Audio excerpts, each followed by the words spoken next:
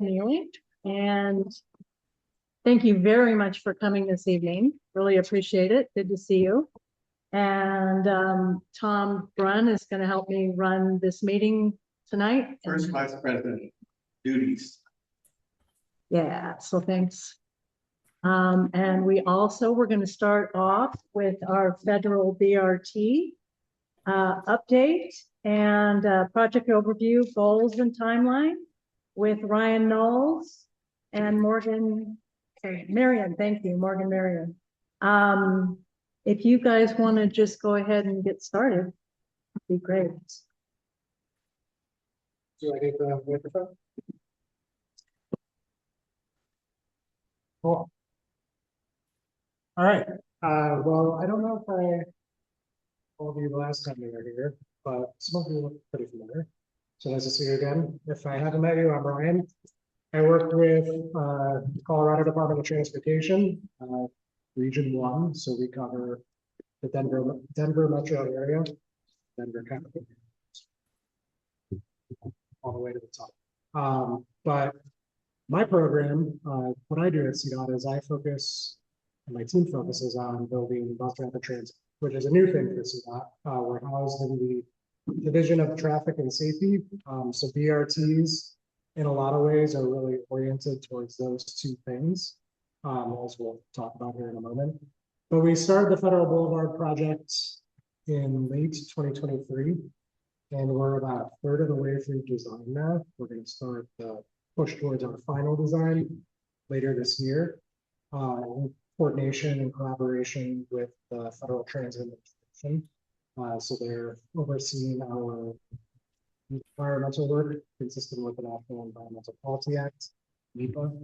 And yeah, we are aiming towards starting construction probably in early fall 2027. We're nearly done with NEPA.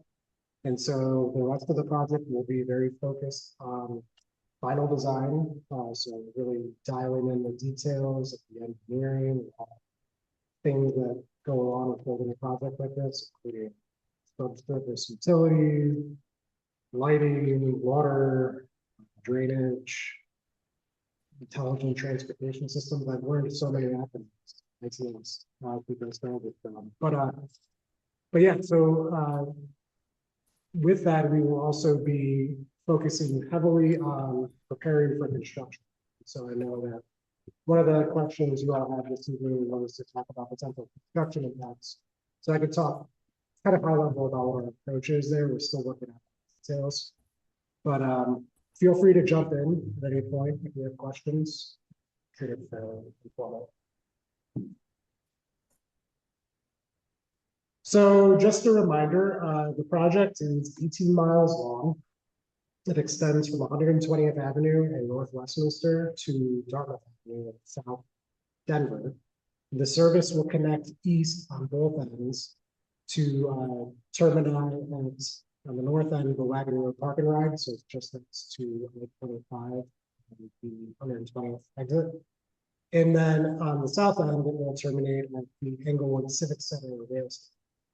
And so along that route, not only will touch the light rail at the Civic Center station in Englewood, but also at the W line at Decatur and Federal, by CDOT, the Clear Creek Federal station, which serves the B line connecting to Nevada, the B line connecting Westminster to Union Station, and then of course the bus services at the Wagon Park and Ride. We're proposing 38 station pairs in the corridor, so 74 individual stations, station pair being northbound and southbound. They're roughly spaced about a half mile apart, although in Denver they're slightly closer than that, more like 4/10 of a mile. The service will be two service patterns, two units that overlap. So the north service will extend from Wagon Road Park and Ride to Evans Avenue Transfer Center, where those bus pull-ins are just south of that intersection. And then the south line will extend from Westminster Station right around 70th Avenue to Inglewood Station. So those two routes will run on 15-minute frequencies. And then in the overlap between Westminster Station, the bus will arrive every 7 minutes. Most people who ride the bus on Federal Boulevard are only going like 2 or 3 miles. So the core of the ridership is in this section, and so that will be a very high frequency of reliable service in the plan. And then the roadway will include 13 miles of side running bus lanes. So bus lanes that are next to the curb as opposed to in the middle of the street with Colfax. And then there are 5 miles of the corridor where the bus will share lanes with traffic, but will have transit signal priority at signalized intersections, and then in a few locations will actually have what we call bypass, a bus bypass or a U-jump. So it's where the bus can get its own signal to go in front of youth traffic at a traffic light. And then finally, we are going to be changing the vehicle as well. So the buses will be the long 60-foot articulated buses, with the buses with the accordion bin in the middle. And those will be the same buses that run on the full bus. So they'll have 3 doors and allow you to take your flight on the bus as opposed to putting it on the rack in the front. So to have overall just a much more rail-like experience. So BRT operations around Sloan's Lake in particular. So as I mentioned, we are planning to have bypass lanes and U-jumps. So this would pertain to the area north of 20th Avenue. So the bypass lanes are essentially a right turn only lane at an intersection where all passenger vehicles turn right, but the bus is accepted. And in some situations, we'll have a little signal which will trigger the bus to go while everyone else waits at the red light. So we'll have those planned at 20th Avenue northbound, 20th and Federal, Spear Avenue northbound, 38th northbound and south. I believe that's it. And then transit signal priority is another technology. So also related to signalization, but what it does is basically it's a communication between the bus and the signal controller, and it allows the signal controller to stay on a green in most cases. But if it's on a red, it'll speed up the cycle so that by the time the bus gets to the stop bar, it will be able to go and not have to wait for a full 60-second or 30-second cycle. So those two things really do add up to a lot of savings in terms of delay and just being stopped and waiting in traffic. In additional, additionally, the stations also provide a reduction in the amount of time the bus is stopped and delayed in traffic. I'm going to talk about that. But so for the area around Sloan's Lake, the roadway will be reconfigured. So between Colfax and 20th, so right around about the Mile High area, the current condition is really, generally speaking, 3 through traffic lanes northbound, and then there's like a long continuous right turn lane that goes into Mile High Stadium. There is a median kind of, and then there's 2 through lanes southbound, and then there's some on-street parking and some right turn lanes. So the curve kind of like jumps in, but there's really only 2 full lanes. So the design proposes northbound converting the curbside lane with the 3rd through lane closest to the curb into a bus lane. So the bus lane allows right turns. You can merge into it. In this case, in the graphic, you see that contiguous right turn lane that exists. And originally we were planning on keeping that because when we were working on the design, we still haven't heard what the Broncos plans were for Mile High. Now that we know that they intend to move to Burnham Yard, we're actually considering moving the curb line in a little bit so that the continuous right turn lane would essentially be absorbed by a new sidewalk. And then that bus lane would function as a right turn lane at signalized intersections. And then the other way that the bus lanes work is they're kind of like a bike lane. So if you think about like turning into business driveway to, park in front of it and go inside. You basically merge like slowly into the bus lane and make your turn. Similar to like what you would do with a bike lane. Yes. Isn't that kind of similar to like Broadway going out of downtown that has always bus lane and Yes.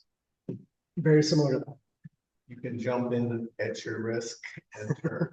Yes. Although one difference between these bus lanes and the Broadway ones, I think Broadway has some sections where there's a lot of on-street parking next to the bus lane. And on Federal Boulevard, there really is today no on-street parking. And so the bus lane won't have to contend with those vehicles trying to park. Really, the only vehicular conflicts that we foresee with the bus lanes at the curbside will be vehicles turning into and out of driveways and then getting into the right turn lane. So it's not fully exclusive bus lane, but if you think about like, those movements, especially between the intersections, are going to be somewhat irregular. Certain times of the day they might be heavier, but a lot of times they won't be. They really shouldn't create a lot of concern for the buses. And during the peak traffic periods, those bus lanes will be very important for moving the bus through the corridor and not having it be stuck with congestion. Yes.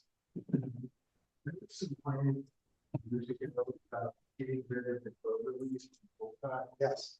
Is that still in the works? Yes, that's moving forward as a separate project. It's being run by our regional engineering consulting at CDOT. So they're starting the evaluation process and be looking at all of the different alternatives that have already been developed, and going out to the public, assessing those, evaluating them. Hopefully by the end of the yes.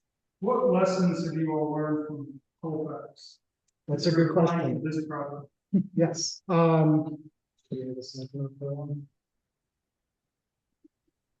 are in Colfax, not specifically, I but mean, there's been a lot of pushback, a lot of feedback across the city. Sure. And so I'm curious, how do you incorporate what from that project in terms of both business disruption and construction? Absolutely. I understand it's different, Yeah, like, for sure. you're not going down the lane. Yeah. Well, it's a very, I would also say it's a very different road. So, Colfax carries about half the amount of traffic that the road does. Yeah, it's so in its peak in Denver, not considering the rural section, Colfax, it's around 27,000 vehicles a day, and Federal's peak is closer. Yeah, your website said 46,000. Yeah. So, Yeah, that's it. average. Yeah. Wow. So there's that. I would also say, Colfax is still a street corridor, so building frontages are much closer to the street than they are on Federal. Federal is much more auto-oriented. It was largely built in the heyday of the mid 20th century, which the development that was in fashion. So there's a lot of difference there, but the primary one being there's not much street connection. So with Colfax, I think the construction has been difficult because of the density of the corridor and also because business access looks a lot different on Colfax than it does in Federal. However, what we've learned is, and we coordinate with the Colfax team very often and talk. Developing relationships early on with businesses is really important, and we're really focused on developing an approach to talk about what phasing will look like before we're out there, putting the codes on the street, starting construction. We want to really work with businesses in the corridor, talk about what are their needs, where their busy periods during the year, so like around Mile High, for example, construction will be really hard, well, because of all the traffic. Talking about access needs, where deliveries are coming and going at what time of the day. So we plan on having a construction manager. So we're doing this is a little in the weeds, but we're doing a different type of delivery than normal process where you put on a contract and you get a bunch of bids and select one and go. We're working early with the construction manager during the final design period so that they can coordinate with businesses and with the design team and determine like how can you best deliver this project while minimizing it. And so that's a big part of what we're trying to do. Great, thanks. Also, how much green infrastructure are you planning? No worries. So let me go through the rest. There's so I would say green infrastructure in terms of managing stormwater, not really any. Because there's not really significant stormwater issues in the parts of the project that we're really doing a lot of road work. However, we have been working with the city of County of Denver to incorporate landscaping and more green elements into the project because it's generally pretty much concrete right now. And there's a lot of that urban heat island effect going on Federal Boulevard, and so we do want it to feel more like a neighborhood place, a community than just a big arterial state highway. And it's kind of hard because it still has to be a big arterial state highway, but trying to really rebalance Federal Boulevard so that it serves different modes of transportation, but also serves communities. I just came from Mesa, Arizona, and it's much dark. Every single, and I grew up a light rail to the airport, tier 16 stop. Every single stop had like lattice work with vines and trees. And so it seems like that could really be, incorporated in these. Yeah. Do you all maintain the stops or is that part of? That's a great question. So we are working through the intricacies of maintenance and operations. So the overall approach is that CDOT is building the project, the is going to operate it, so it'll be part of the system. However, as I mentioned, we're building 74 new stations, and that's a lot of additional work that has to happen in an 18-mile long corridor. And so we're really working through like what is the best way to ensure that we can have regular maintenance at the stations, snow removed from the snows. How do we accomplish having a contract that does that, that's shared? Because 74 stations for one of these is it's kind of a budget buster in a way. So we're working through those challenges. I mean, it's one of the exciting things about this project, but also one of the more challenging things is that we've never done this. So trying to figure out how to do it. It's a lot of what we do. Okay, let's move. Okay, so then for 20th to 52nd, so as I mentioned before, north of 20th, we're really relying on the bus bypass lanes, U-jumps, and the transit signal priority. So in this section, there will be 2 through lanes of traffic in each direction, and then the medians that are there today with the trees and the fencing, which I think the fencing doesn't fix, but that will all remain.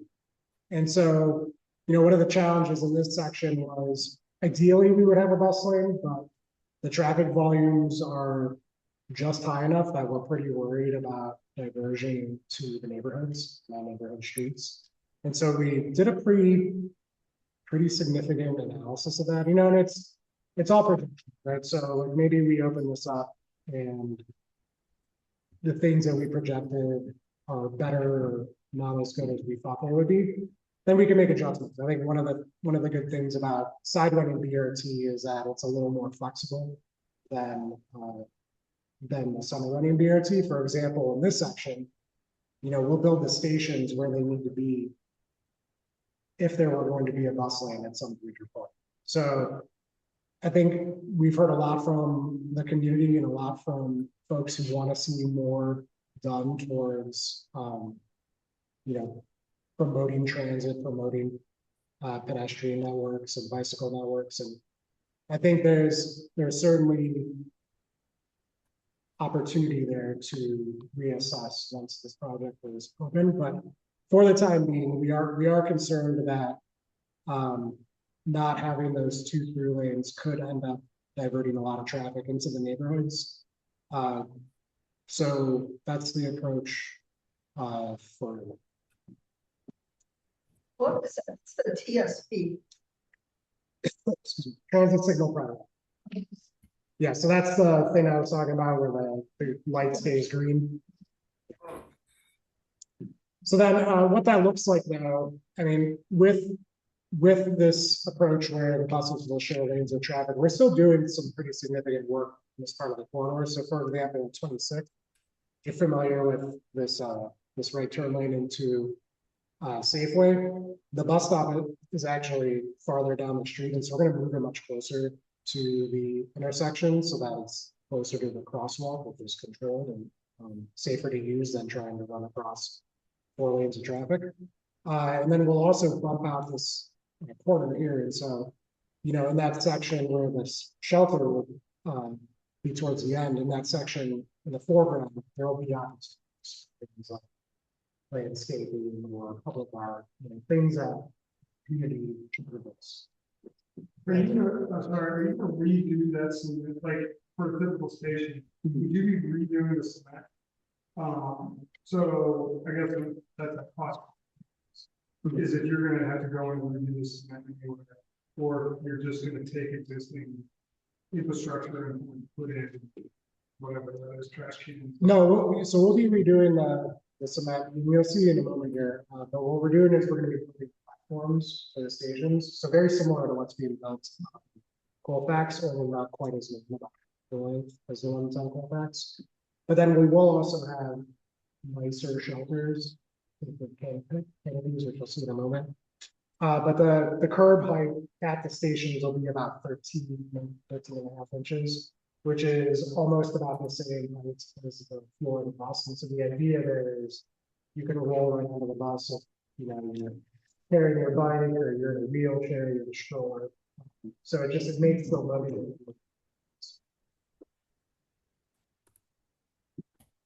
We're also doing a lot of work at the 14th and Federal intersection. I know this is slightly out of the area, but it is a really important intersection. First and foremost, because there's been a lot of traffic fatalities there. It's really just a pretty unsafe intersection overall. It's maybe one of the worst in Colorado. So the design calls for adding the bus lanes, which are marked number 2, as I mentioned, and then the stations. On the south leg, we're actually going to be removing one of the 3 lanes, converting it to a bus lane. Because today there's 3 lanes northbound and then a right turn. So one of those lanes will be bus and the turn lane will go away because it'll be shared. That'll give us more space for new stations on that south leg where people are transferring to the train or transferring on their buses. On the north side, we'll be extending the curb. We're moving the slip lane that goes from Howard to the slip lane that goes west or east rather on Colfax. We're also realigning the ramps that go to Colfax. So today they're very much like highway ramps, freeway ramps, and they have the effect of causing drivers to floor it to try to beat the bus to get on the ramp going east. Or in the case of coming eastbound on Colfax and going to southbound Federal, the ramp actually dumps you like right into the intersection, literally right where the crosswalk is. And that's been a huge problem. So we're going to move them north and have them be perpendicular stops. So then you basically have to take a right turn to get on the Federal Boulevard from those ramps. That's a short-term solution. The Colfax study will look at a bigger, longer-term solution. But this is something that we can do and we think will have a really good impact on traffic and safety. Can I just ask, sure. This is actually our neighborhood. Yeah. Okay. So we were into are the fatalities caused by pedestrians? Do they happen in the intersection, or do they happen from pedestrians crossing outside of the intersection? And if so, I guess my question is it worthwhile to look at some of the It's been putting in on Colfax Lakeland, to prevent people from crossing. Not, Yeah, it's a great question.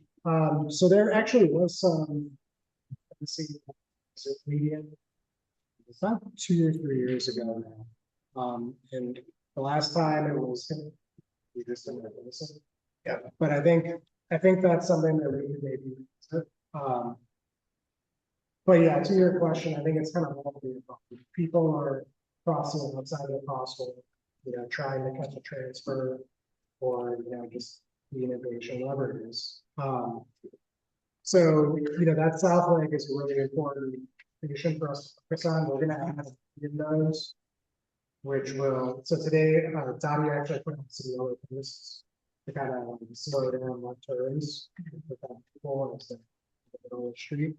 We're gonna formalize that and make it landscape function. And then the shorting will actually, or the crossing, so it will actually be shorter with the project. It's some benefit, but then we're also looking at some protected green area and left turn phases, thinking about some right turn phases. So yeah, we're kind of just looking at like changing the entire outline of the intersection and trying to move the lots. it almost seems like it's bought down to the south. That's just such a bad spot. It was right at the. I don't know, is it Holden? It seems like it's right at Holden. It's right there. There's a traffic. Stuck behind the bus, like racing the bus. Push it forward. Well, we did look at moving it a little farther south because there's also an underpass that goes over the bridge over Federal with the rail line there. I think the challenge with that was we just figured that we'd probably end up causing more people to try to get across the street outside of the crosswalk. But the bus lanes will actually help with that issue about, the car was getting stuck on the bus and slamming on the brakes because they technically won't be allowed to go through. Yes. Because currently the buses kind of go off here and then wander around and. Are they gonna continue doing that? That seems to be an awfully way to slow things down major.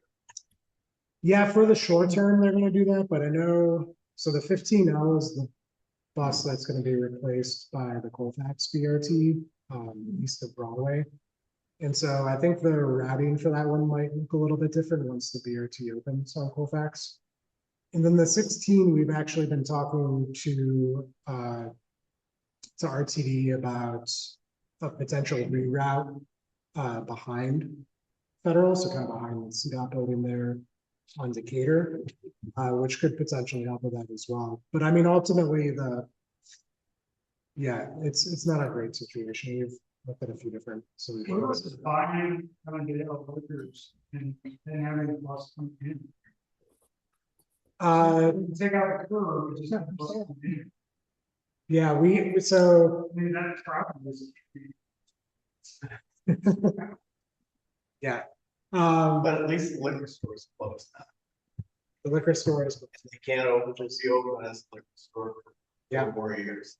Yeah, and there's fencing around. It's really, it is much better than it was.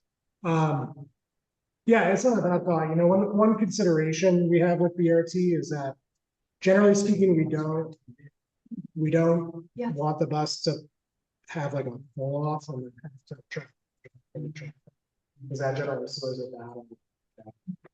When you add those things up, the rapid becomes less rapid. So, but I think that property will be a good one for redevelopment once this comes online. Yeah. And then the Q jumps that I mentioned. So this doesn't look a lot different than what it looks like today, but this basically the way this will function is if you're taking a right, if you're driving your car and you're going to turn right onto 38th from Federal going north, you'll merge into the lane where the red stripes are, and then you get to this signal and you have to turn right, but the bus will go straight. You could see the bus in the rendering kind of by number 1 where the station is. So number 3 above that is where that special signal I was talking about will be. And so that will be that huge, where basically the light will be red for the 2 through lanes, but then the bus will go. And so that also is one way in which the bus will be moving efficiently through this part of the corridor. And the person will be able to turn right? Okay. Yeah. It's not So, just but by the- arrow, it's, Yeah, so basically that'll always be a right turn, and Okay. if there are cars in front of the bus, then the cars will just take their right turn and the bus will go straight. Okay. And same if there's cars behind. so anytime you say bus, what is it, the word you're using? Bus, Rapid transit, no, sorry, huge. the Q jump, anytime you say that, that's what you're talking, like that only, okay. All right, Yeah, and this next, so this is an aerial view of what the design will look like. So this is around 17.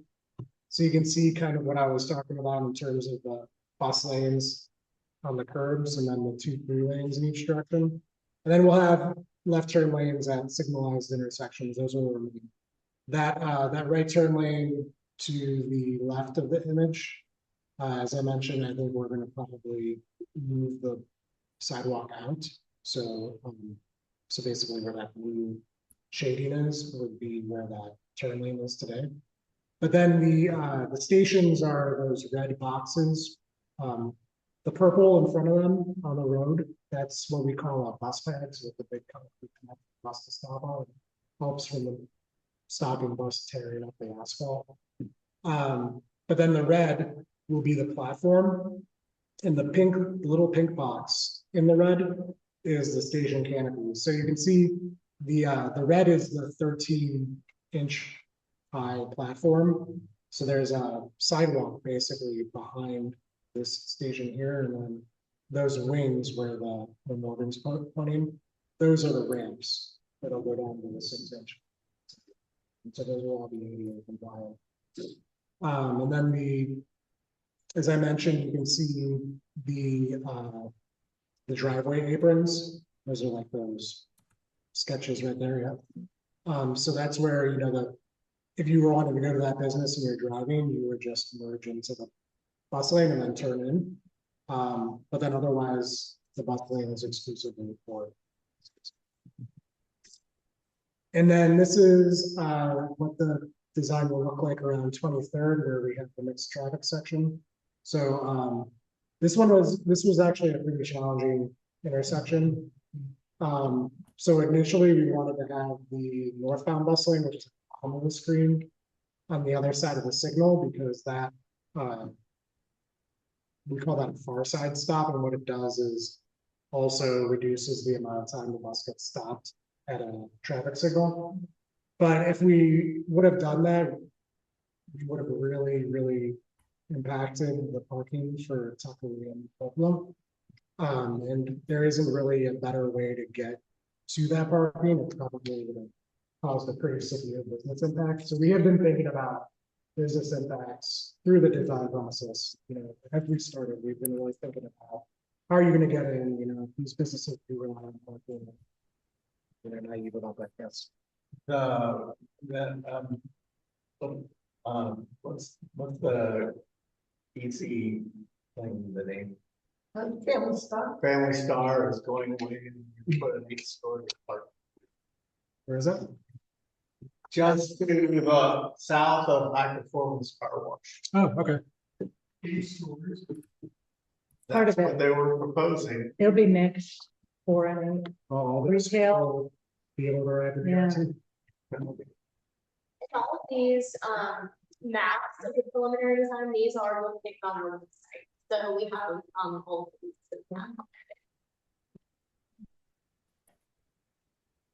And then the station locations. So as I mentioned, we have 38 full stations in the section of Sloan's Lake. I believe there's like 6. But yeah, you can see kind of what I was talking about with that spacing as you get farther north, because the land use is much less dense and things are further apart. The stations, you know, are placed in spaces where they'll be most effective, we believe. We based our station design or our locating of stations off of existing Ridership data, we did a market analysis to determine where we think ridership would be the highest based off of the methodology the FTA uses.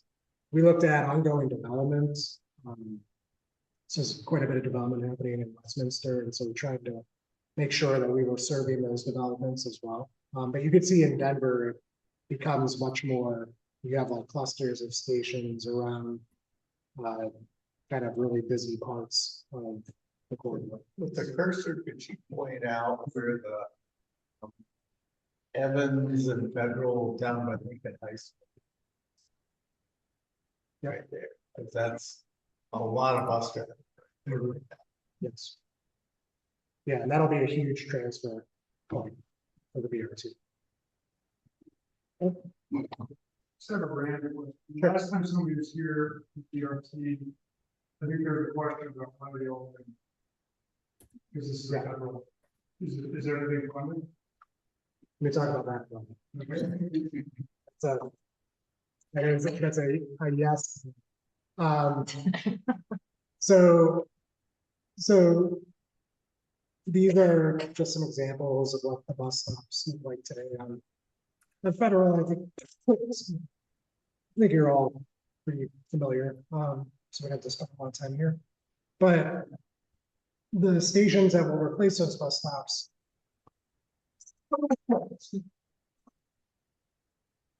The stations that will replace those bus stops will be significantly more complex and really a lot more user-friendly and just generally a better experience. So they'll have a lot of technology. So you can see the platform that I was talking about, that's 13 inches. There's a rail, a rubber run rail, where the tires of the bus will essentially hit that so that they don't run into the platform, because that'd be bad. But then the stations will have seating on both sides of windscreens. So you can see the windscreens there. The way that we've designed it, we looked at prevailing wind patterns on Federal Boulevard. And most of the winds on Federal are coming from the west. So we want to make sure that if it's blowing or the rain's coming sideways, you can hide from that. So that's why it's important to have seating on both sides of the windscreens. The canopy is sloped to allow or make sure that we have as much coverage for people as possible from the elements. There will be emergency call boxes. There'll be lighting on the platforms and under the canopy. Trash cans. In some locations, we're looking at having video boards that show the schedules, similar to what you'd see at one of the rail stations. In some locations, we'll have ticket vending machines. We're actually going to be looking at if we need those at every station. One thing that RTP is trying to do is move towards the app-based payment system. And so the buses will have those validators on the door, like at each door. But we'll also, for the time being, we're planning on having a validator on the platform as well. And then distinctive signage. So the brand, the Links brand that's being applied at Colfax will carry over to this line too. And so the idea is all the BRTs will be called Links. Go to the next slide. Can we go to the station? Yeah. Okay. Okay, thanks. Yeah, so this is what the station looks like in like a rendering view. So, we're still working out what all the specific materials will be, but the idea is it has some harder elements and some softer elements. So we think it fits in pretty well with the different parts of Federal Boulevard, because it is very different from north to south. But the idea is also that you could customize this depending on where you are in the corridor. So if you're in the little Saigon bid, for example, maybe you have different LED color lights, or you have banners on the light poles with the logo of the bid. We've been talking about maybe there's like acrylic patterns you can put onto the windscreens. One principle though that we felt was really important with the station design, and what we heard from engagement, was that the sight lines are clear. So if you're waiting for the bus, it's at night, you can see people approaching.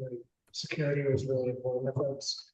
On that note, the stations will also have security cameras and PA systems where the transit police will be able to speak to passengers waiting for the BRT. So that's something that RTD is going to roll out across the United stations. Yes. Who is part of the decision? So like, about that 2020, and who would be a part of that? Something like things get. Yeah, it would be all based on what we'll be diving into that more. We haven't done more about it yet. As we get into this final design piece, we'll be working with our owners and bids and community groups, city and county.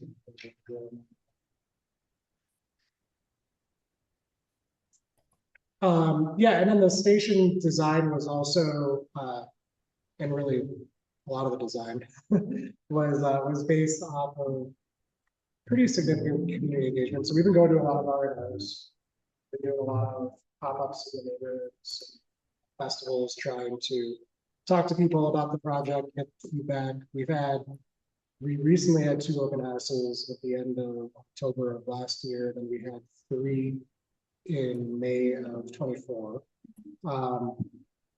So, you know, these numbers aren't bad. We've been trying to really increase our online presence and have more information on the webpage and ways to review materials and get information and provide feedback that way. But we will be having more public open houses. We'll be doing more RNOs. I expect that.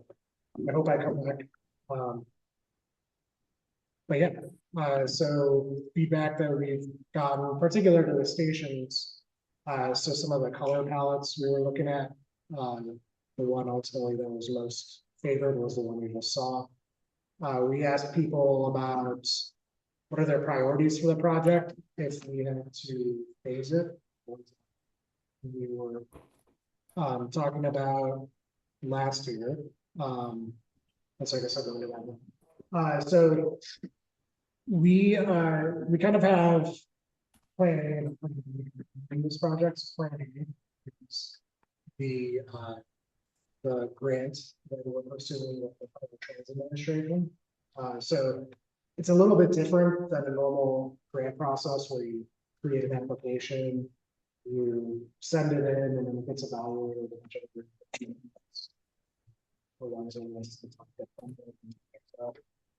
What you do with the FTA is you enter what they call this project development process, which basically means that you partner with them and to develop the project. And then through the process, they have an evaluation. They call it the rating system. It's actually written in the federal law. So the way that these projects are evaluated is out there law, which makes it pretty insulated from politics in a lot of ways. So we went through that process and we got a medium. Where you get high, medium high, medium low. Well, if you get a medium or above, you get to continue working with it. And like you do all these milestones that they require you to do. And then when you get ready for construction, you basically ask them for a grant agreement. So what they do is they develop like a and then they also ask Congress to put the project in for the appropriations. So that all just happened for projects that are going to be this year. And with our timeline, we told them that we would be ready to do that. So all signs point to us being successful.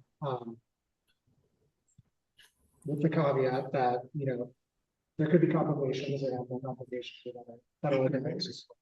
Yeah. Like maybe somebody doesn't like our government. Yeah, exactly. Yeah, so you know they can make our. So we also have a plan B.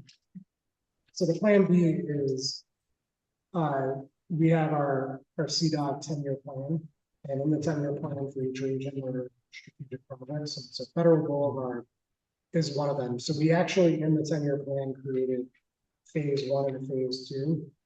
Phase one would build half of the project, $50 million next year or starting next year. And then phase two would be funded through that plan if we didn't get the FDA grant in 2030. And so it would be a longer construction period and implementation period. It'll probably be, but we believe in this project and we feel like it's going to be really good for Federal Boulevard and really good for the transit system in Denver and, you know, good for CDOT, frankly. So we've devoted a lot of money to it. That said, you know, we want to bring those federal dollars back to Colorado. We pay into the federal government, and you know, we should be those transportation grants back to the state. And so we're going to do everything we can to get that grant. And then if we do that, that also helps free up money for the project. What's the total expected? Right now, it's just under 320, which sounds like a lot, but for context, so as I mentioned, it's 18 miles long. Colfax is about $250 million, and just under. Wow. I have a question. Yeah. So as we all know, Federal is one of the deadliest roads in Colorado. How can you explain how this is going to make Federal so much safer? Like what? So there's a lot of design elements. So first and foremost, you know, we are generally going to be reducing the number of lanes that are devoted simply to car traffic. So the bus lanes have been studied and researched from the Federal Highway Administration and other agencies have shown that they actually have a pretty good crash reduction for rear ends and side swept crashes, which are a large portion of the Boulevard. So there's that factor. We are improving as many of the pedestrian crossings as we can. So, and I should back up and say we are doing the roadway south of Alameda will be fully rebuilt. So today the pavement quality is really, really poor down there. It hasn't been resurfaced since 2005. So it's degraded to a point where the roadway needs to be rebuilt. And so with that, we're going to be rebuilding the medians, rebuilding all the crosswalks, curb ramps. A lot of the signals are getting rebuilt in this project. But that new signal timing, signal technology. And then the general operations of Federal Boulevard will be very different today. We've been wrapping up our traffic analysis, and without the BRT, we anticipate traffic will grow quite a bit. So today, as I mentioned, you know, there in some spots it's over 40,000 vehicles a day. You know, approaching 50 or more. I think at US 60 is actually at 52, US 6 rather. And so that will continue to grow. You know, we're going to continue to gain population. If we don't do anything different, we're just going to more traffic, more congestion, more crashes. So with the BRT, we actually constrain that. So our traffic analysis is indicating, and it's a projection, it's been indicating that the volumes of traffic will roughly be equal in 20 years with the BRT as to what they are today. But that the BRT will significantly grow transit ridership. So today there's about close to 6,000 people on Federal Boulevard project area every day. We anticipate in the opening year that will jump upwards of 8,000 or 9,000, and then in the long run will be close to 12,000. So those are all trips that are directly being switched from vehicle, single occupancy vehicle to the bus. And so, you know, I think I think one important thing to highlight too is, you know, generally speaking, we don't see a lot of buses certainly getting crashes, but you don't see a lot of Thank you for asking about the safety. In my mind, when I look at this project, I see two. They did one of the RT and from the CEC meeting of the different. My disappointment with not having a dedicated lane all the way down.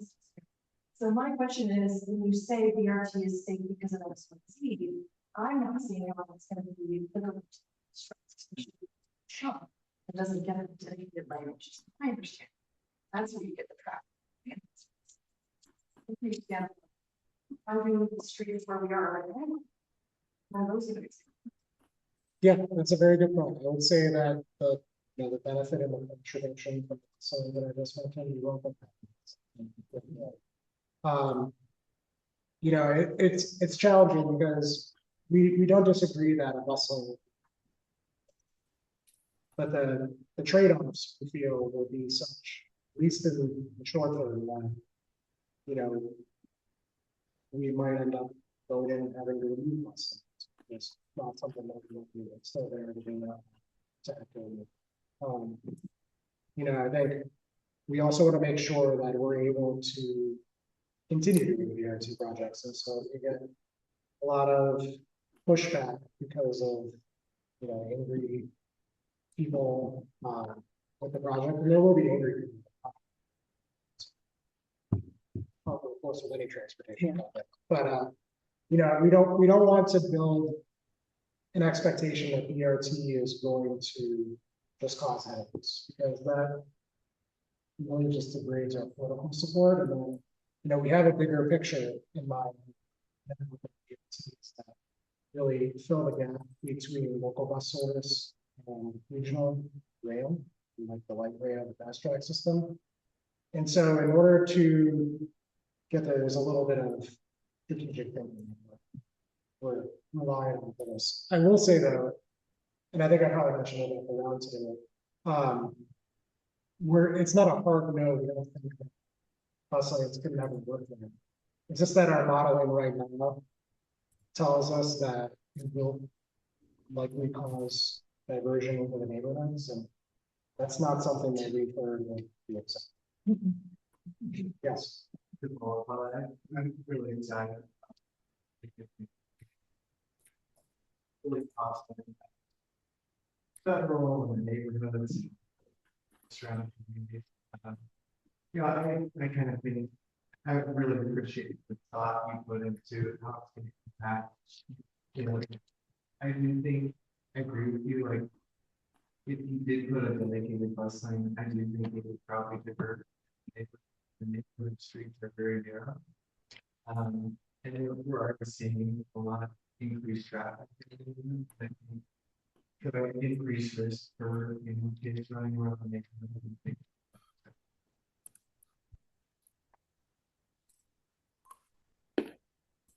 I will say, you know, I mean, we are still doing safety.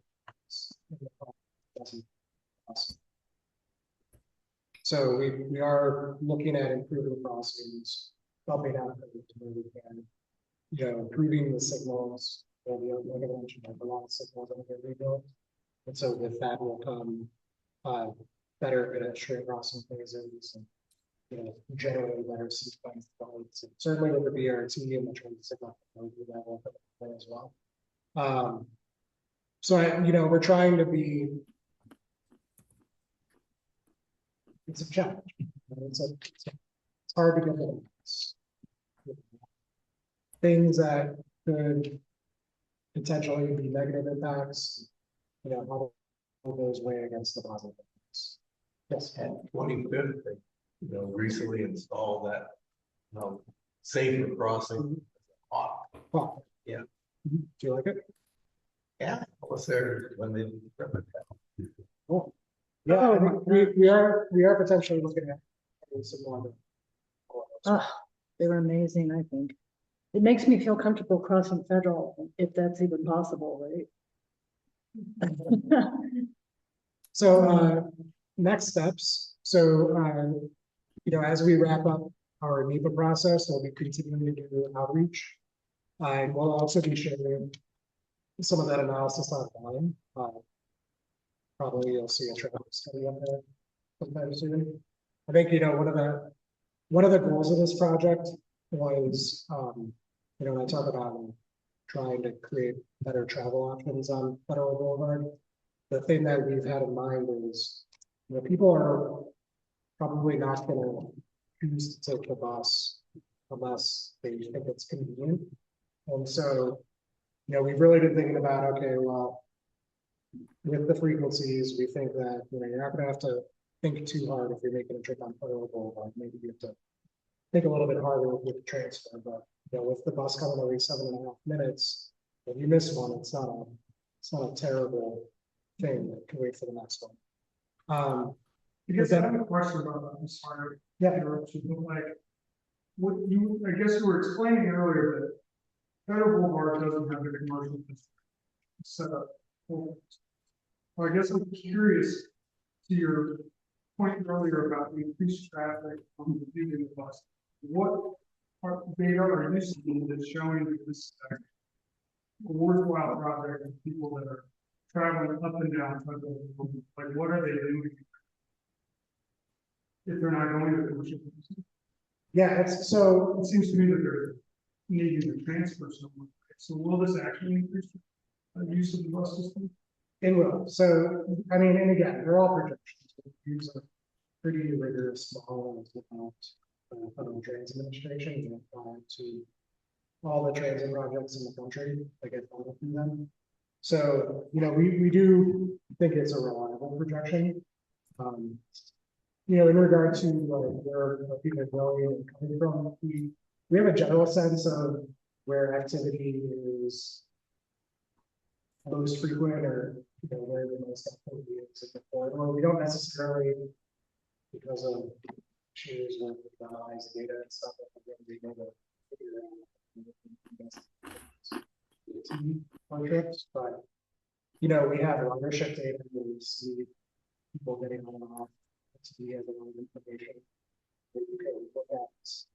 You know, basically, you can so to your question, we do think that a lot of people will use the bus to, you know, travel on Federal Boulevard. There's a lot of services, community destinations that will continue to grow.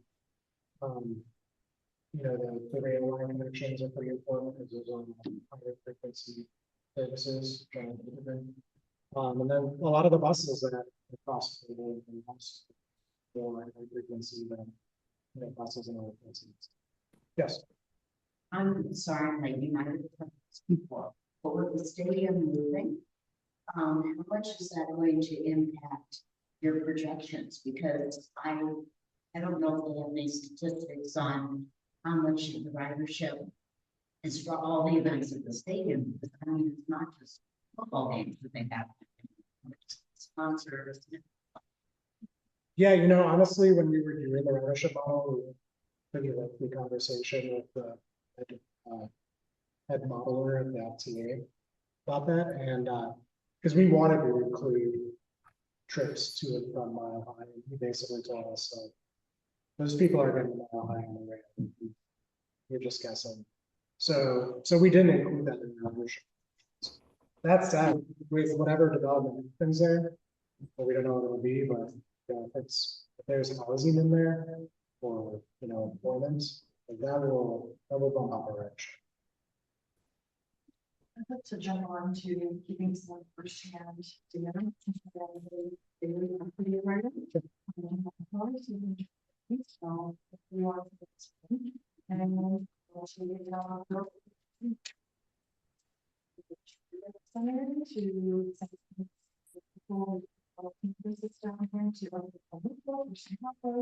DPS at 38, there's plenty of to take this test.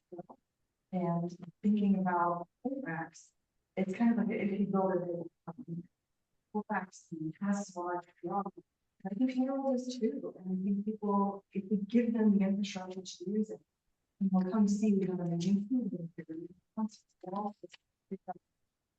the library got 32nd and we've got the girl pressing that happens on like 35th and the there's so much going on here that I don't think people know they can access because it's just see it's fast.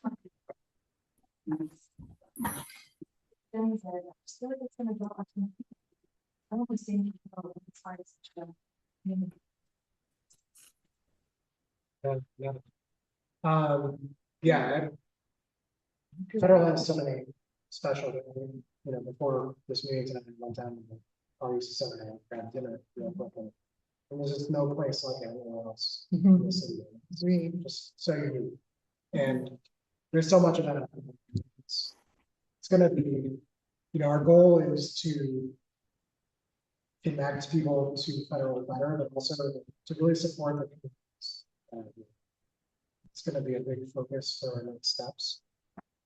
So certainly, talking to the small businesses, understanding what their needs are, what they need here,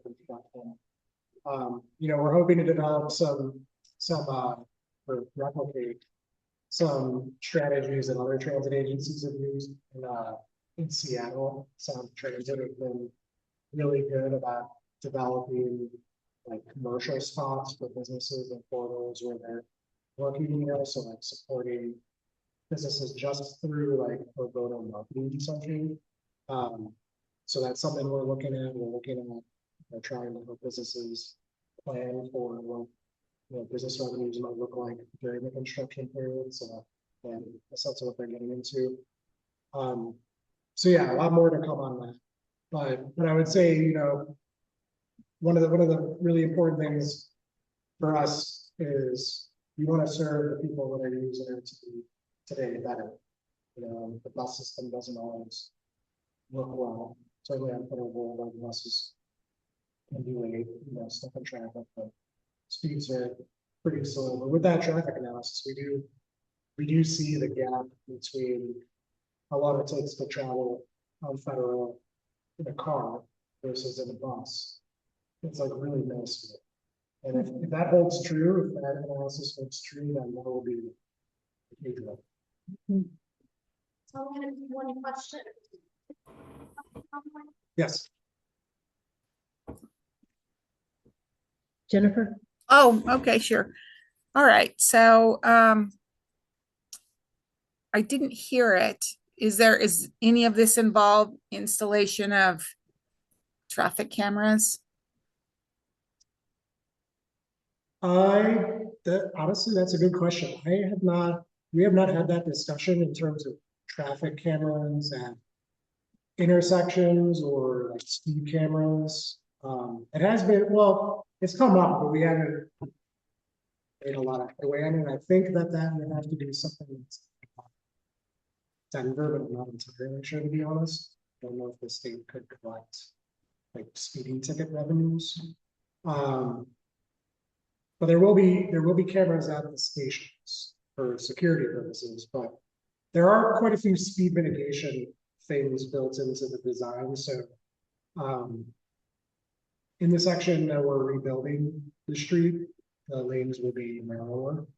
We are looking at narrowing the lanes elsewhere, which have an impact on slowing vehicles. Certainly, there will be fewer lanes to drive in, so that will have an effect on speeding as well. But then we've been looking at, just like if you look at a corner where there's a crosswalk and a curb ramp, a lot of times how sharp that corner is can have an effect on quickly people turn.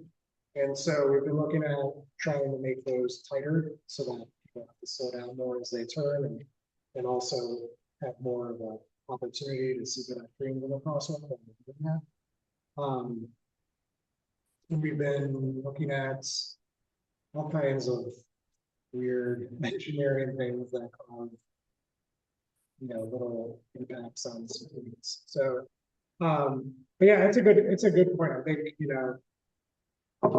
speeding is one of the biggest contributing factors to severe and fatal crashes on federal boulevards. So we have been thinking a lot about how can we slow down cars? Is it through those design things? Is it through the way that signals progress from green to red, one after another?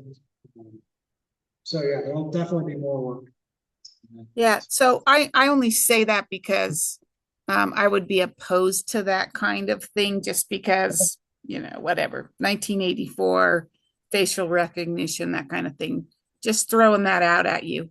And then the other thing, before I let you go, is were you saying there are going to be areas where there's no left turn that there used to be? No, all the left turns will, so we're not, so Colfax, the Colfax BRT is actually opposed to left turns because the house is in the middle of the street. But with federal, because it's on the sides of the street, we're able to basically maintain the left turns that exist today. And then between the intersections where there's medians today, those will remain.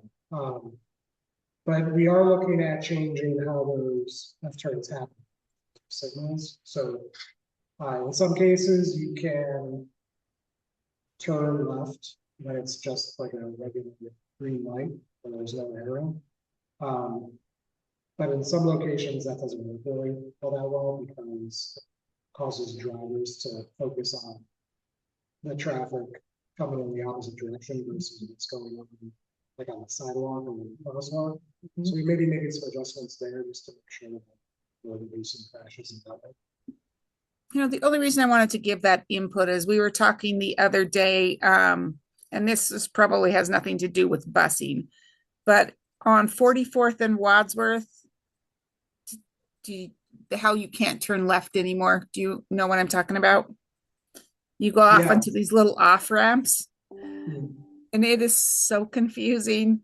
And what you do is you basically just drive and you're doing U-turns up the street. So it makes it whatever concept that was. I don't know if you've got that plan for your project.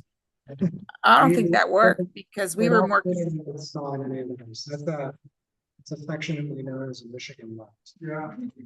Okay, good to know. That's very interesting. In reference to Jennifer's question, I looked at the speed program. And the D in speed does stand for deploy speed enforcement, including mobile speed bands and highlighting automated speed enforcement cameras. That'll be done in 2026. I don't know exactly what month or which day, but at some point along federal and Alameda this year, it will speed enforcement. Interesting. The test and test. Because if you get a ticket on your car, you can't go in the right lane. Yes. It's against the court.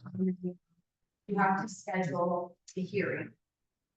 City Council did provide an amendment to get that team funded through the Department of Transportation Infrastructure to reinstate being able to do it online.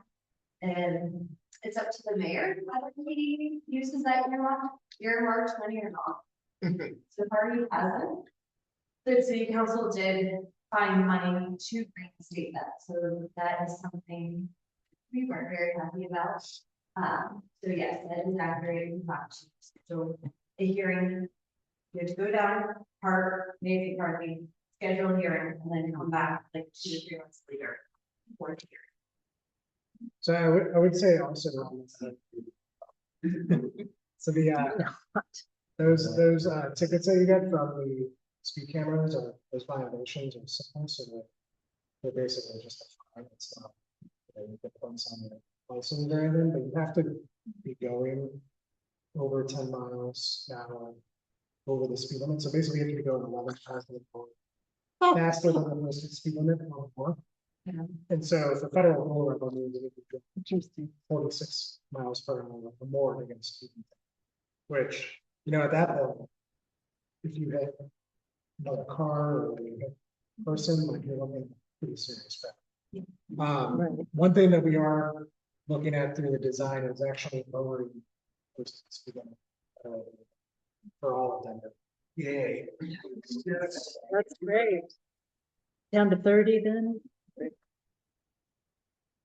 One of the questions, analysis on business,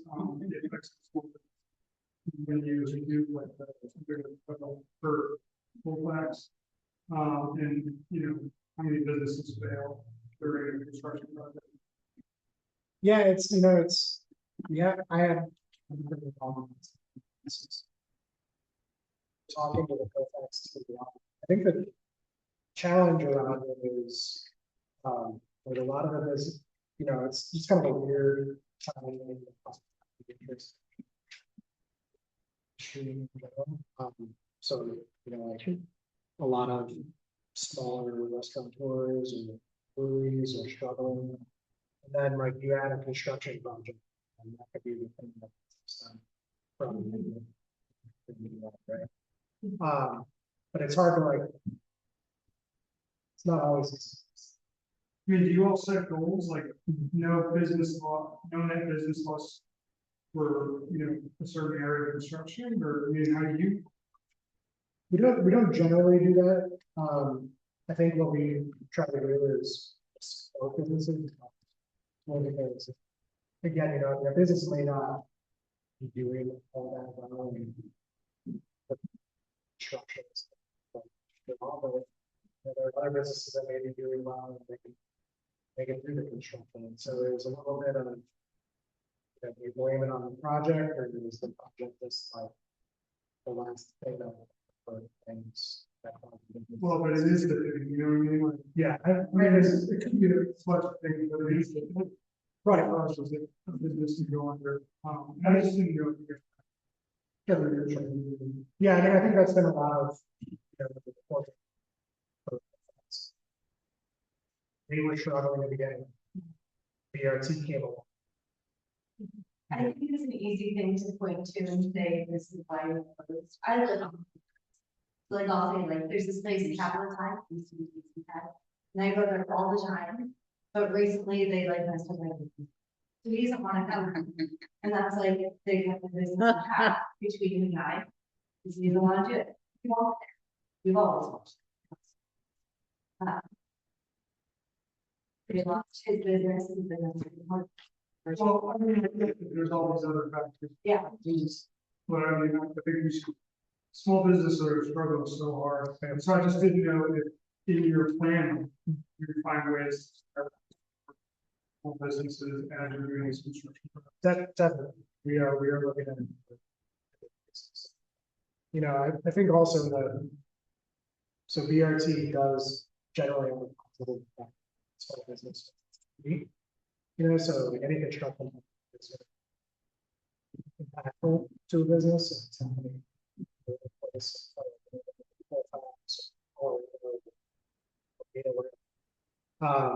But not all construction projects result in a place that more pedestrians come to that. You know, it's easier to access because there are different ways to get there. So I think, you know, again, getting back to like balancing those negative impacts and these positive, it's one of those things that we have to really to try to support the businesses through the construction. The BRT is going to be a positive impact. And with that, we better wrap it up. This has been fantastic. And you said something about you would love to come back. Yep. So we'll probably take you up on it. Okay. Great. Thank you so much. Thank you. And Morgan. What's that? Make sure to. Okay. Oh, that'd be great. Thank you so much for coming tonight. Yeah. Thank you. Thank you.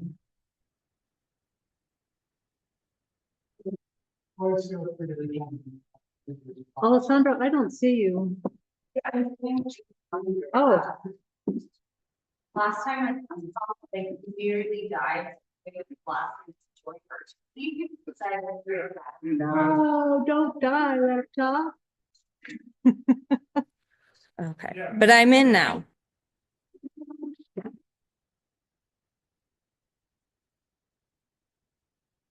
Here. Yeah, it's nice to know you're in the neighborhood, Morgan. Yeah. You too. Thank you.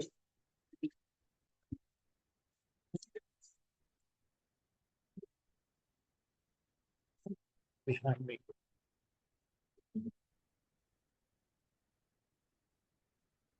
Okay. If you don't mind going, yeah, we'll just, I think we're going over anyway a little bit, so we're gonna. Okay. Oh, you're I- feeling, I no. was- What? By what? What's it called? Do I want to know? There's an album called Short and Sweet. Oh. And so I said I was inspired and I made this shorter and sweeter. Okay. So Councilwoman Sandoval has one more set of monthly office hours this month, and that is next Friday, the 27th, from 11 to 1. Those are in person, and we have 4 slots available. I just checked like literally an hour ago, so should be active. Downtown and their office here. Her office in District 1, so at 1810 Pine Street. Every year we do a park cleanup. So if you'd like to scan that QR code for those in person and get your phone to zoom in that much, or you can take the survey and just let us know which park you'd like us to clean up. One with the most votes wins. Well, that's So thinking your ahead. voice matters. That's really thinking ahead. Yeah, we're really thinking ahead. Well, it's all part of the planning. Yeah. Everyone who comes will get free tickets from the Federal or the Oriental Theater for a show. So put that in your calendar. Some information on West 32nd Avenue rezoning. Just FYI, this is something the council has been working on for a long time. This overlay, DO8, is what is currently implemented on tennis. So we're looking to bring this to West 32nd Avenue. And that just means that if a developer comes in and knocks a building down, they have to build that first floor for active ground activation. So for commerce. Mhm. Do that right now. For which part? For 25th? That corridor,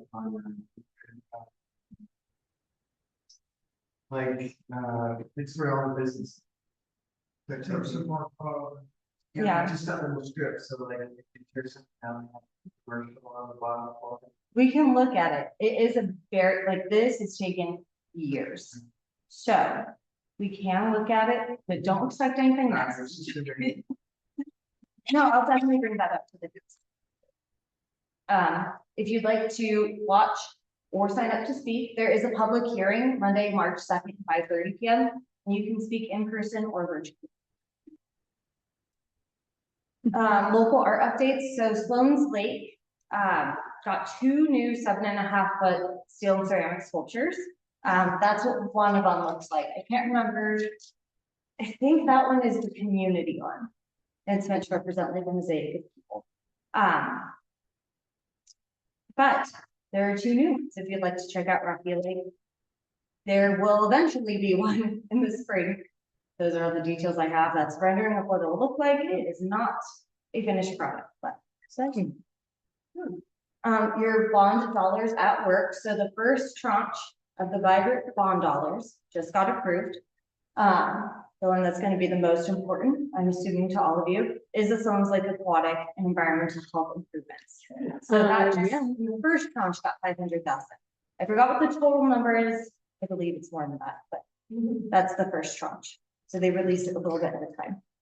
Oh, really? Mm. Okay, because I know they were gonna put in the forebay, it was one of the first things, and that's gonna be. I can't remember what those things cost, but it's not even gonna cover it. I have to. Guess we'll talk to It's them just about the it. first tranche. Okay, all right, that's good to know. Home heating assistance, so it's been pretty warm this winter, if you even want to call it that, but if for whatever reason you are cold and things are broken, you can qualify for a low income energy assistance program through April. Just a reminder, you have 3 council members, Councilwoman Sandoval, Councilmember Parity, and Councilmember Gonzalez Gutierrez. They are your 2 at-large council members. And then another QR code.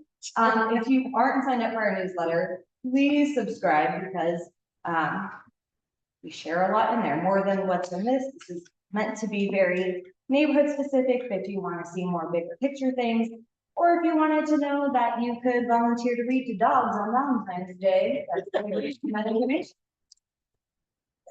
Contacts for your CPDs with commander, lieutenant, and your CROs, and ways to report crime. And then just your advisory board, the other neighborhood meetings. So Dottie Advisory Board, Alan, of course, is on it.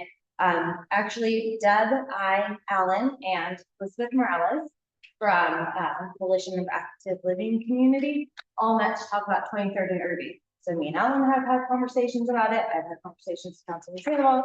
You've had conversations at Dottie Advisory Board. All this to say, your voice matters. It does get back to us. And we do what we can. We always try to make sure everything's CRAB occurs the second Wednesday of each month at 5:30 p.m. So if you have any issues regarding Parks and Recreation, that's another place you can go. I know that Deb shared with me that she went recently, and that was a really great resource. And then lastly, we have CAB. That is, I always forget if it's the Commanders Advisory Group or Citizens Advisory Group. Because it depends depending on yeah. Oh, really? Yeah, like District 2 Police Department might be citizens and ours is commander. I don't know. They need to figure it out. Anyhow. Tomorrow, yes. later. Yes, tomorrow it's the 6 p.m. Which means March will be the 10th. So they alternate back and forth. That's a new thing they're trying. We'll see how it goes. Lastly, any questions? I know Jennifer is looking at these. I was gonna ask when the money's coming for the lake and you answered. There you go. All right, Jennifer, would you like? I have a question if you are ready. Oh, sorry. Thank you for speaking. Yes. Would Okay, you I mind- actually, you I like- have 3 quick questions. Hang on a minute. Hang on a minute. Hang on. Okay. Sorry. Yeah, go ahead, Jen. Jennifer's got. Go for it, Jennifer. Okay, thanks. All right, so the rezone DO8, does that mean 8 stories on 32nd Avenue? No, it is the 8th overlay in existence. So, the How many max stories high does that go? The max amount they'll be able to build is 3 stories. Currently, it's 2 stories. And so the thinking was if a developer is going to build 2 stories worth of residences, in order to compromise, you know, you give us ground floor activation, we'll make sure you still get 2 stories. So that's why it's capped at 3. Okay, I see now what you're saying now that you went back. Thanks, I appreciate that. Yeah. Another thing is, so Sloan's Lake's only getting, well, thank you very much for the 500,000, but that's That's just the the 5 first million? tranche. That's just the first tranche of money. Overall, let me see if I can find the rate. Supposed to be 5 mil. Give me one second. Hybrid bond.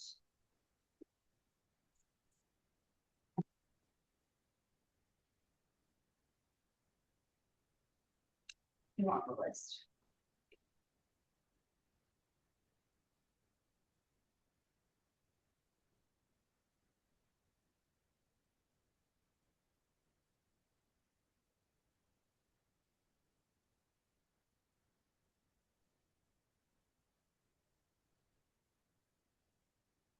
Yes, see, so 5 million, the first tranche is 500,000. So. Oh, it is a total of 5 million, okay. Until we get another one. I don't. Again, okay. So lastly, I hadn't ever heard the acronym PRAB. Could you please tell me what that means?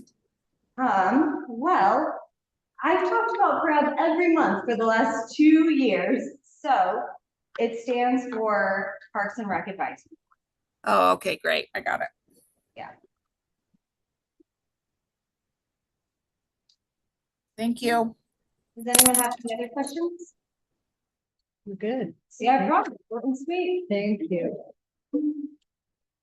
Keith Meyer, you can sit there, you can come up here, whatever you feel like doing. Oh, okay, here. Yeah. Make it official. We don't have a ton of updates other than, this is the Interneighborhood Cooperation. does stuff for a lot of neighborhood groups around Denver. We have a really exciting schedule again this spring, or this year. I guess we're gonna do another film festival event at the end of May. We're still trying to lock down the venue for that, but I've looked at the holiday theater that we were at last year, the Elitch Theater, possibly, which is a really cool venue if anybody knows events, or over at DU. We're gonna do our leadership summit again in the fall. We're gonna have our awards event. I think the biggest thing for INC this year is that, or kind of two things. One, that we are starting this really great relationship with the University of Denver. We have a number of interns coming in to work with us, and we're working on the great projects. We also got a $225,000 grant to start giving away micro grants to different people and community organizations around Denver, in the neighborhood of about $50,000 a year, in like small 2,500 to 5,000 grant increments, for people that are doing quote unquote leading, which is building connections.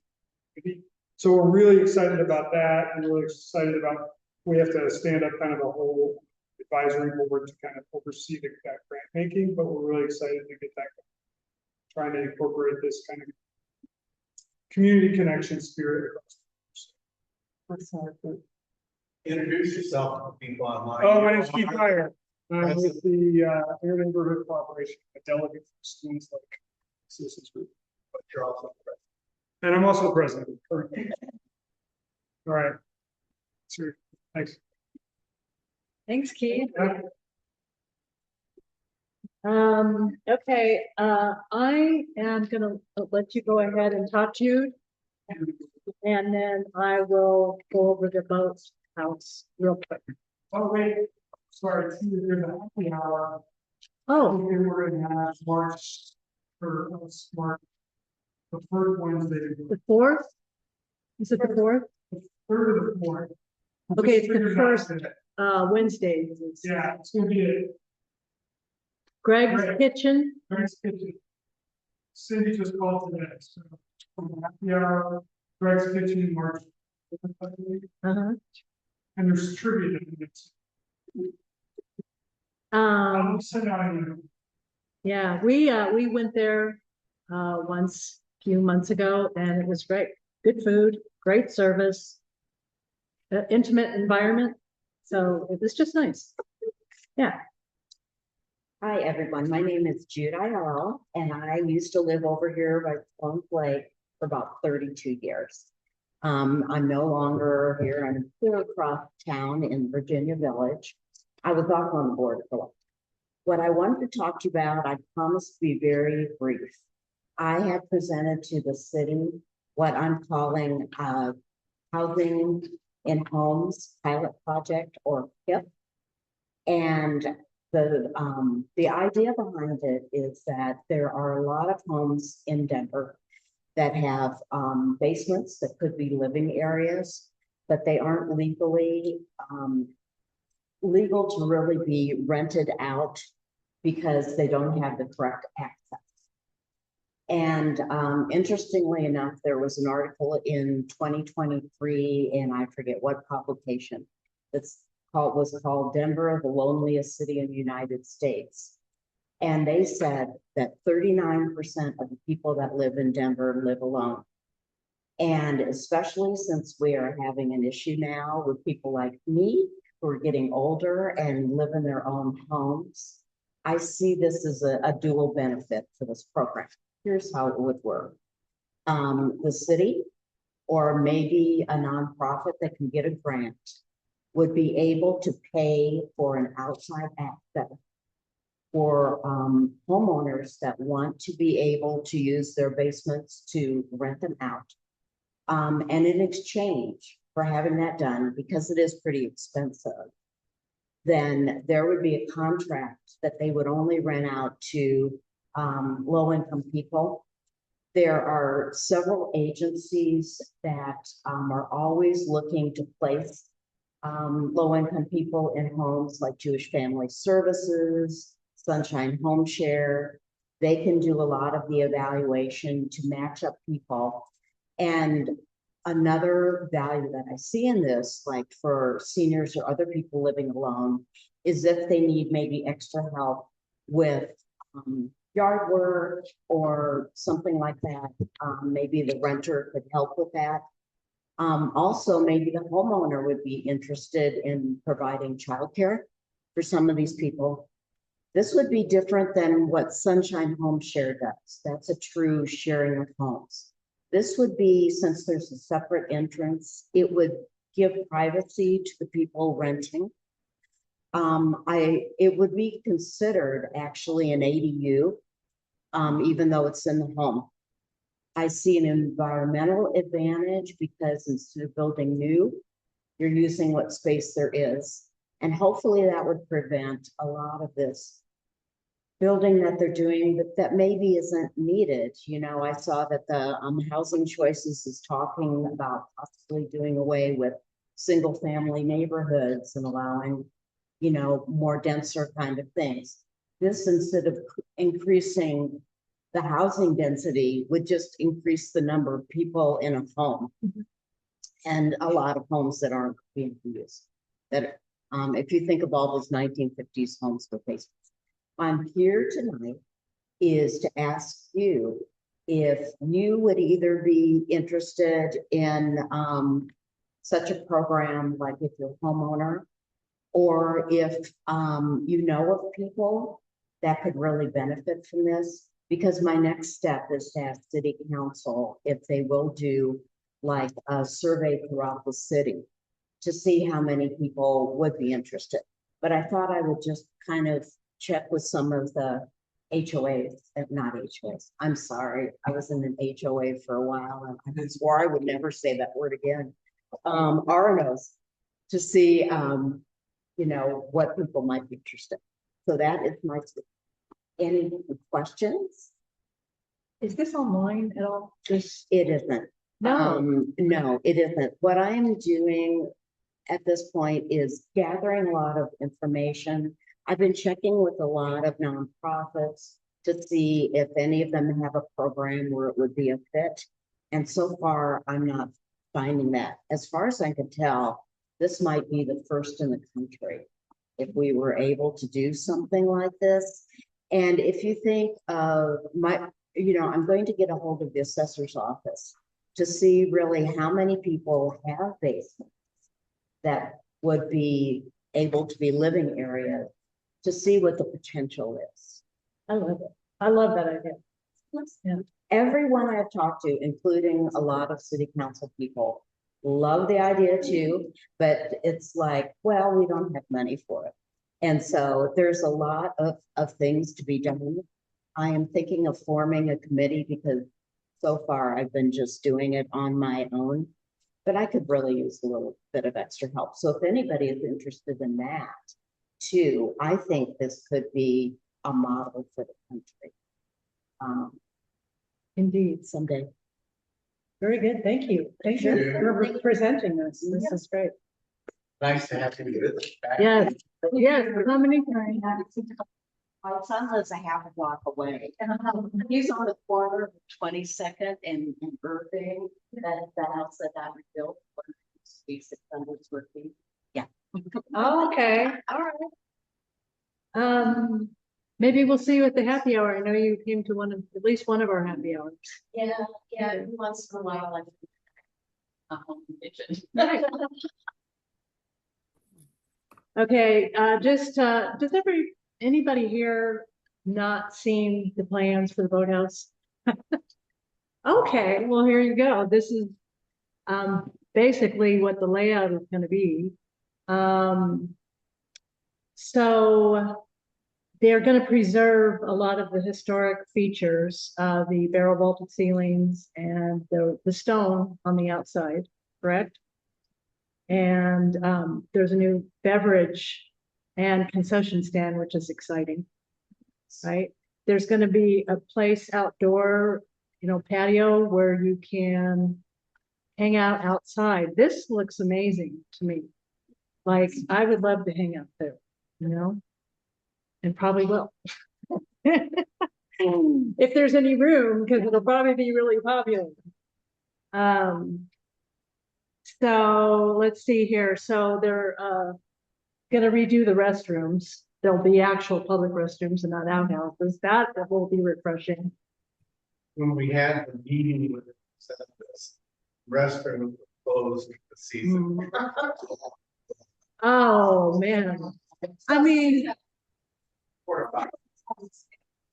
as you can see, the construction begins in 2027. Completion is early 2028. These things tend to run behind, but we'll see. Let's see, you can see where we're actually going to see if we can have some meetings there, hold some meetings. And I found out that in order to do that, you go to permitting. So Parts, what's that? parts, reference. Yes. When you say like the concessions. Yes. And just north of this drawing, there'll be an area for food trucks. Yes.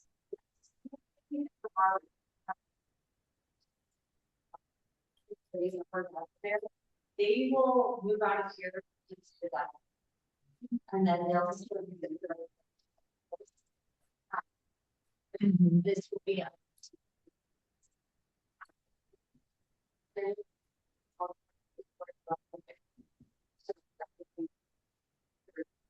Mhm.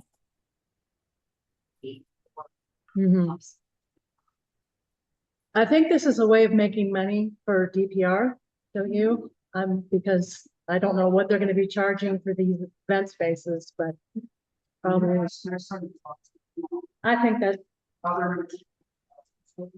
how they're going to keep them open. Yeah, because they just get bathrooms over later. People are stealing. They're stealing copper. I mean, it's all across the city. That is a That's why great they can't question. keep the bathroom. So I guess what my question is that they are trying, have public restrooms on the building. Could actually be public, or they're gonna have. Well, porta potties.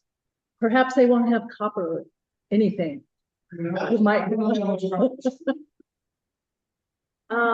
did not know that was the reason why they're very often closed. I know the ones that are at the boathouse, it's a problem with the plumbing because of Because of where the water's. it has to be pushed Yeah. up.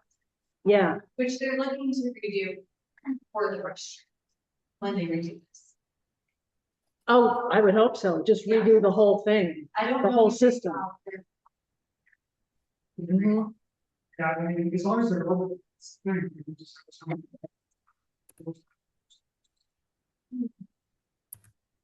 So they're gonna put money in redo the rest. Yep. The other question I was.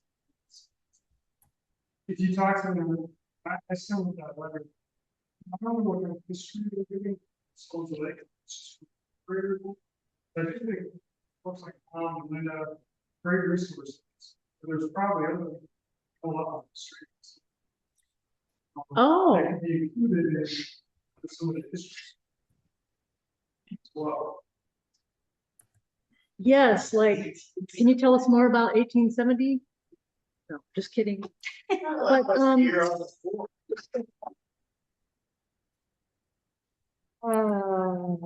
anyway, yeah, you're absolutely, that's a great point, Keith. There's probably so many stories from people who've been here forever. So. A lot of us bought a long, long time ago because we wouldn't have been able to afford to live in this neighborhood otherwise. So, yeah. They're gonna have animals and stuff. Right, like they. I don't know if that's been decided. I think that depends on the walk. Right. Yeah, it used to be that there would be motorboats going around. I don't think, I will probably not deep enough. Like if you go out to the image that has outdoor storage and outdoor. And if I remember correctly, that's where they would be like renting out those items. Yeah, but they haven't decided what items is what they said. So it totally depends on what happens with the lake itself. sale from City Park. Because they're kicking out the, he's trying to sell all. You could get a bar. Yeah, Really? really. It was in the paper just a few days. Well, the paddle boats, They huh? did it to City Park. Or the city. Interesting. I thought they were.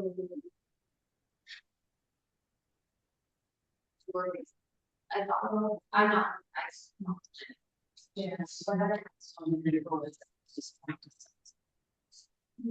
We're trying to do.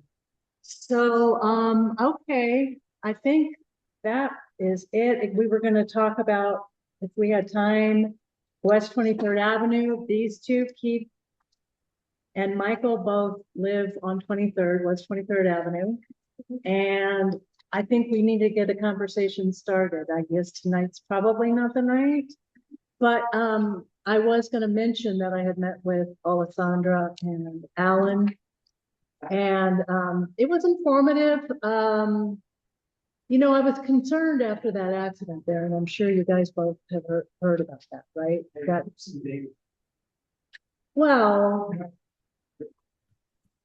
hit and run, but they caught the kids, and basically it was a stolen car, so it blazed north on Irving, and that and just went right through the intersection. So anyway, you know, that's a fluke, and we all know that, but it still got me thinking about, you brought up probably a few months ago that you are concerned because you're starting a family and you were concerned about all the people and all the traffic on West 23rd Avenue. So we should talk more about this. And I know Keith, you probably have concerns as well. Did you work? Yes. Or did somebody give you that? Why? It's, Because I think it's not. well, you think that stolen cars? Where are you getting that information? Looking at it, there are traffic accidents there all the time. I don't think it's. This is why we're talking, yes. So I Thank think you. that, you know, there does need to be some serious traffic volume measures. Okay. And, you know, it's. All right. Whether it's, you know, bicycles. I guess I meant stolen car, speeding Yeah. through a four-way stop. Like. Okay, well, thank you. How This is old what I were- did, this is the stuff I've been trying to find out. Yeah, how old were those kids? Like 15, 16? I honestly don't know, I just know they were young kids. And I don't know, they didn't give a whole lot of details out there. If we had more details on that, but at least they got caught. Yes. But yes, so, let's allow more time for this. And, I didn't realize that, the BRT was gonna go as long as it did. So, but it was interesting, and so, A positive Yeah. thing is the federal, it's that new mural. On the Marion. Yeah, because the building was so run down, I thought it was. Like, that's the structural theme to hold it together.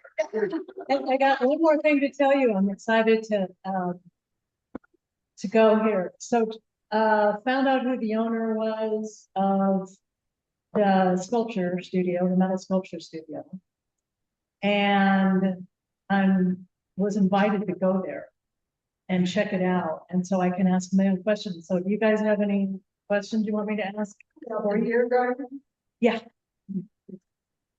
Obviously, I'll get the wins and, you know, when is this gonna start, when is this gonna open, all of them. But he said they're real excited. Yes. Now that's what's online. That's the kind of stuff I want to find out. Yeah. How much of this is true? Is this all true? And then,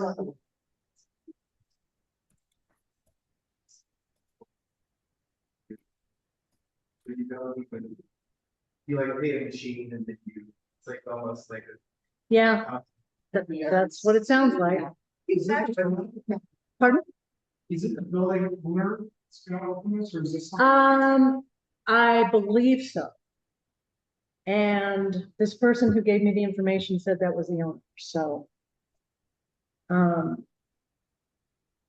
got hold of him, where's They give he? it like a little card type thing, and you know, it's like a charge card type of thing that you know, you use the card to buy whatever beer you want. But the same beer goes to the same spout, so it's all starts to contaminate, and gets a weird flavor.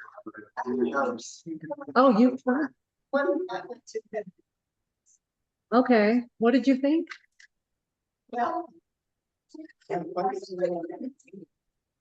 You thought it was good? Yeah. But I went to that one, but that's not the, but that one we went to was South. Yeah, that was good just because of that. Because they were so short staffed, they had one person working there to keep pizzas. And then, so it was him who did the beers for sale. And I might as well just tell you this, so I did get hold of Vanessa, she's the CRO that used to come update us about. She, wanted to be the first one to speak, and I'd already promised it to them, so she can't come next month, and then she's going on maternity leave. Oh, that's what's been going on with her apparently. But beer garden is a real big win. Own same as across the street, same size lot, and they stuck 17 units on that piece of property. So you can breathe a sigh of relief. I mean, some